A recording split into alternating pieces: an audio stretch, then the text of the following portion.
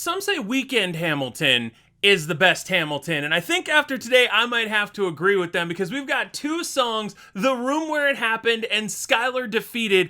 Last time we saw a little bit of a shady side of Alexander Hamilton, and today I'm wondering what comes next.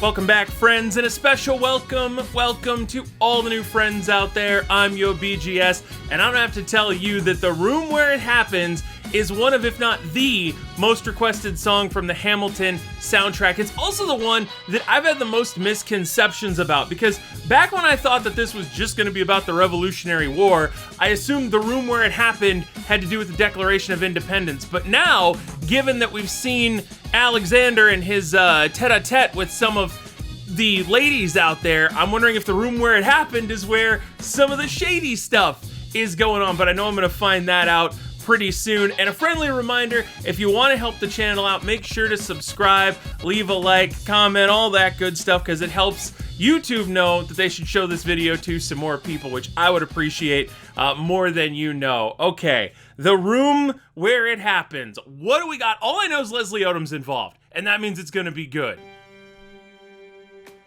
Oh, I remember how this starts, too. Because Burr seems way too happy. Ah, Mr. Secretary. Mr. Burr, sir. Uh-huh. See, right after Alexander has one of the lowest points of his life, just you hear Burr coming up in the background. Ah, Mr. Hamilton. Okay, let's go. Hey, did you hear the news about good old General Mercer? No.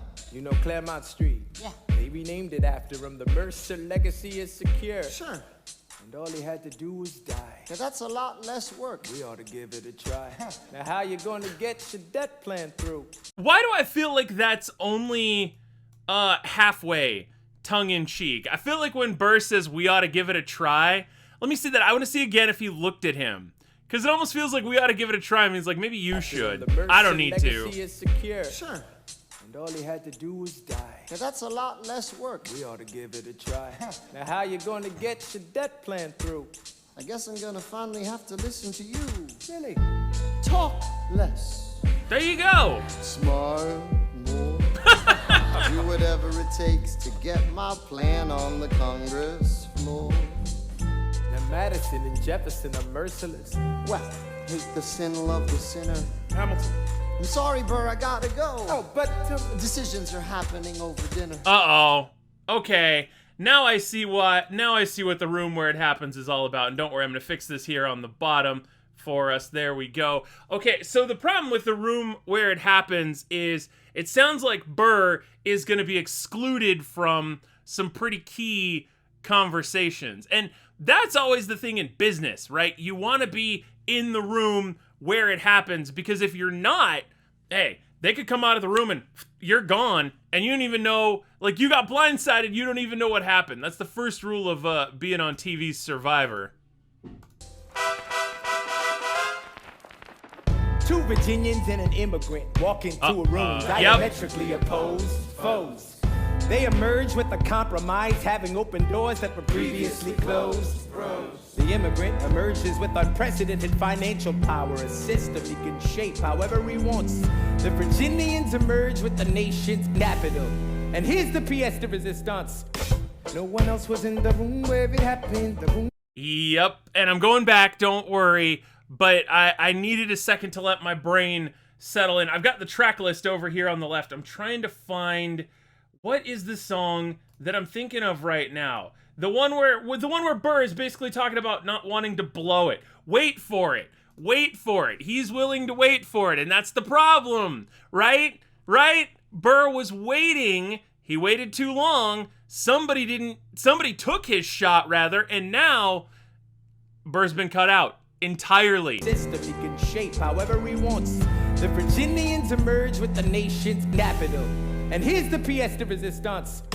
No one else was in the room where it happened. This is also catchy too. Where it happened, the room where it happened.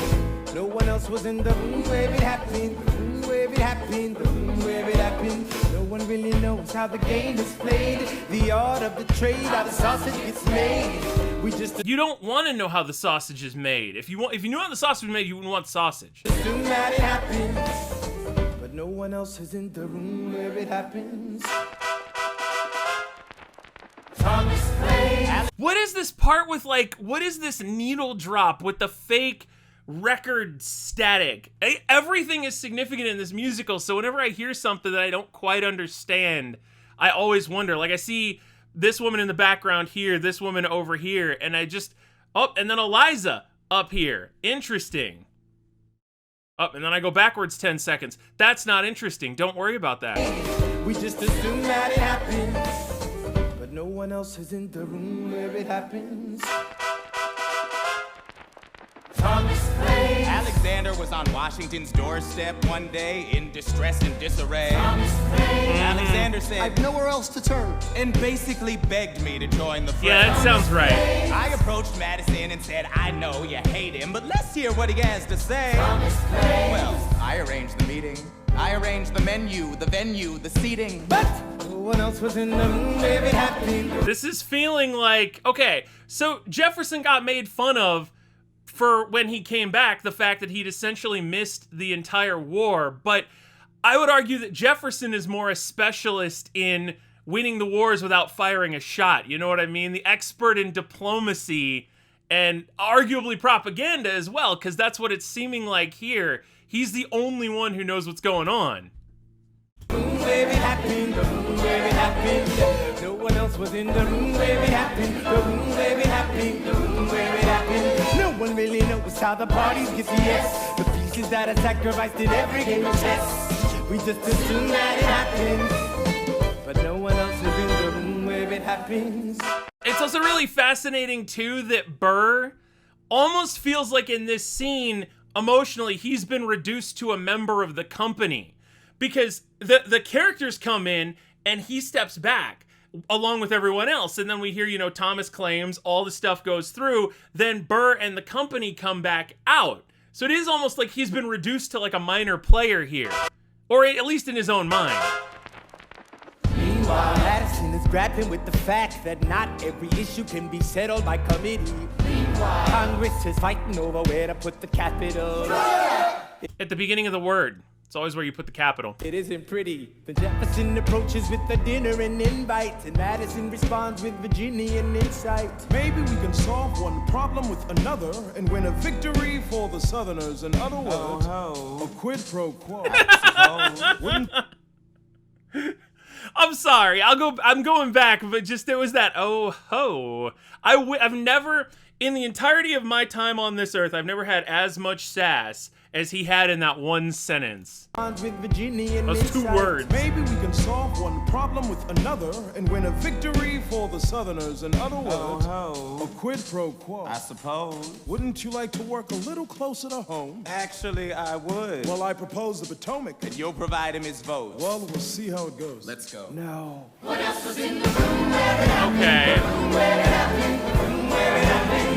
But then this is all rumor and speculation. No one was in there. We know what Thomas says. We know Alexander has decided to keep his mouth shut about what happened. And Madison just sounds like he's sick most of the time. Wait, we got another Schuyler sister up here. We've got little Alexander back there. See, I'm always, and someone with, this is like Ruth Bader Ginsburg back here. I don't know what that individual is about. No one else was in the room where it happened. The room where it happened. The room where it happened. My God, in God we trust, but we never really know what got discussed. Click room where it happened. And no one else is in the room where it happened. Alexander Hamilton. What did they say to you to get you to tell New York City down? Oh, I'm going back because I want to hear this whole part. Okay, so, and again, this is the part where I remind you all that I have to pause and talk in a lot of fixed intervals, because if I don't, the mouse is going to shut down my whole channel. So I got to be careful here, but I'm going back because I want to hear all this in one chunk, because it sounds like Leslie Odom is about to just pick up the bat and go round tripper on this one. I didn't care that I went back to it for a second. The dance are kind of ruling too. My God, in God we trust, but we never really know what got discussed. Click room where it happened. And no one else is in the room where it happened. Go for it. What did they say to you to get you to tell New York City down the river? did Washington know about the dinner? Was there presidential pressure to the loo? Or did you know even then it doesn't matter where you put the U.S. Capitol? Cause we'll have the banks. We're in the same spot. You got Exactly. Control the money, and the rest of it is all just a figurehead. Very interesting. But again, they were the ones. So maybe this is sort of a matter of like a northern grit kind of a thing, right? Because he's very pragmatic versus the southern gentlemanly desire for prestige, status, that kind of thing. So giving them something in name only. It's funny though, because I don't even really think of DC as being in the South. But so give them the thing in name only. Keep control of the money behind the scenes, and you are rocking, rolling, strutting, and strolling. more than you gave. And I wanted what I got. When you got skin in the game, you stay in the game. But you don't get a win unless you play in the game. Oh, you get love for it, you get hate for it, you get nothing if you wait for it, wait for it, wait. Woo-hoo-hoo! There it is! That's what we were talking about earlier! Hamilton just directly called out his whole, Stay in the ethos. game. But you don't get a win unless you play in the game. Oh, you get love for it, you get hate for it, you get nothing if you wait for it, wait for it, wait. God help and forgive me. I want to build something that's gonna outlive me. What do you want, Burr? What do you want, Burr? If you stand for nothing, what do you fall for? Let's go! I wanna be in the room where it happens, the room where it happens. That's the problem, though. You don't get... If you want to be in the room, just to put on your resume that you were in the room, they're never gonna let you in the room. You gotta bring something to the situation. Alex had something he was bringing to it. Madison, Jefferson all had something they were literally, I just noticed this, by the way, they all have something that they are literally bringing to the table. I don't know why I'm doing this with the mouse, but you understand what I'm saying. They all are literally bringing something to the table, and meanwhile, the only thing Burr is bringing is, I wanna. And that don't get it done. But this song, man, if this doesn't piss Burr off, I don't know what will. That's the third time Alexander Hamilton has made fun of every song Burr has had in this musical so far. He's almost mocking him at this point. And I keep accidentally hitting space at one point. I wanna be in the room where it happens, the room where it happens. I wanna be in the room where it happens, the room where it happens. Well, why? You need a reason. The room where it happens. I wanna be in the room.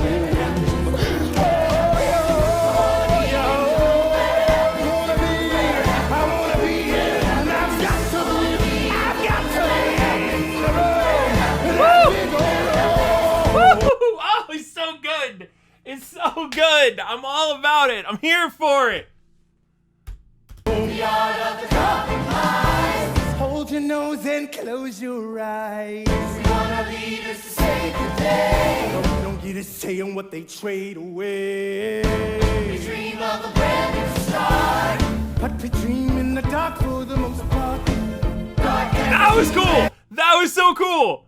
I was sitting here. I'm thinking about how Leslie Odom is. He's not even singing from the chest at this point. He's singing from way down. And then he just jumps in the tablecloth. Rug literally getting pulled out from under him. I'm picking up what they're putting down here. Don't get a say on what they trade away. We dream of a brand new start, but we dream in the dark for the most part. dark as the dream where it happens. I've got to be in the room. Woo! I've got to Go, be get it. I've got to be here. I've got to be in the room. I gotta be in the room. Click boom.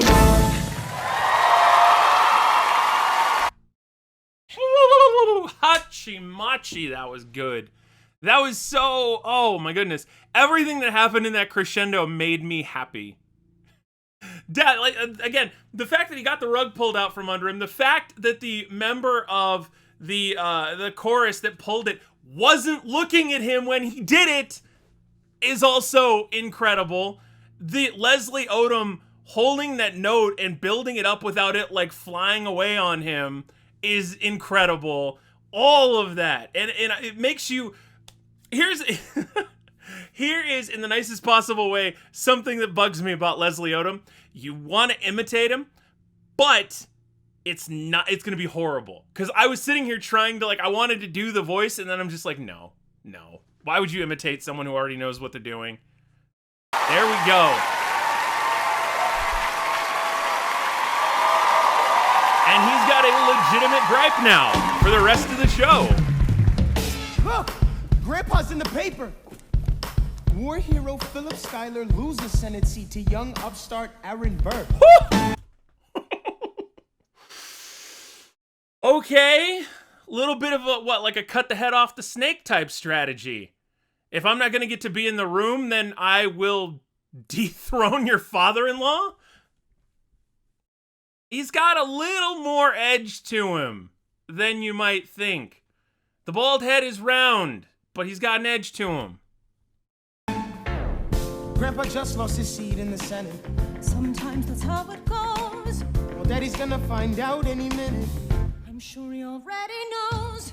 Further down, let's meet the new. I was about to say, this is like a fast version of That Would Be Enough.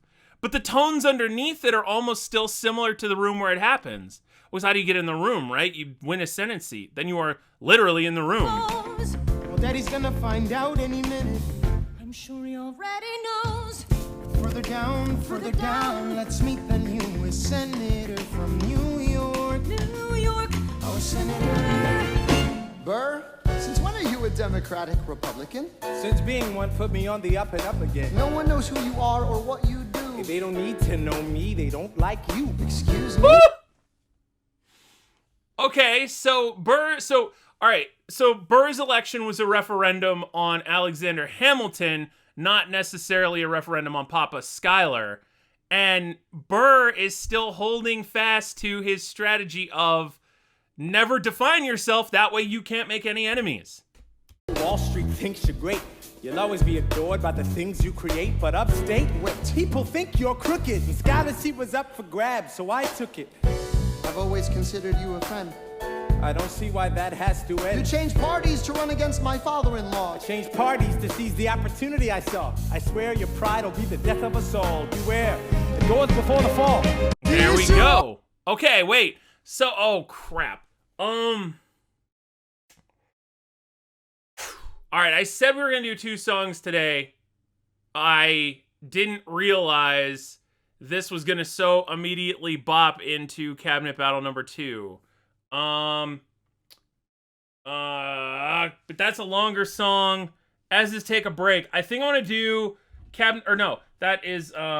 I'm looking at Act 1. I want to do Cabinet Battle 2, and Washington on Your Side, I think would be a good combo. So I want to do that. I'm going to re-up this here just to see what we get leading into the Cabinet Battle. Sorry, sometimes I go off of a lot of people's recommendations, and this is one that people were split on, so I gambled, and it doesn't seem like it paid off this time. Things you create, but upstate, people think you're crooked. And Schuyler's seat was up for grabs, so I took it. I've always considered you a friend. I don't see why that has to end. And I wanted to point out, I almost want an instrumental of this, because it would make a good Vaporwave song. I don't know if any of y'all are into Vaporwave, but this, if you slowed down this like interlude in the background, threw a little reverb on it, you got yourself something. Changed parties to run against my father-in-law. I changed parties to seize the opportunity I saw. I swear your pride will be the death of us all. Beware, it goes before the fall. And then George Washington comes out to be like, oh, ladies and gentlemen, boys and girls, children of all ages. Except it's, people in the Senate, which is like a bunch of old white dudes. Present company excluded. But, okay, so that is where I'm gonna let it go for today. I just realized I'm already at about 20 minutes.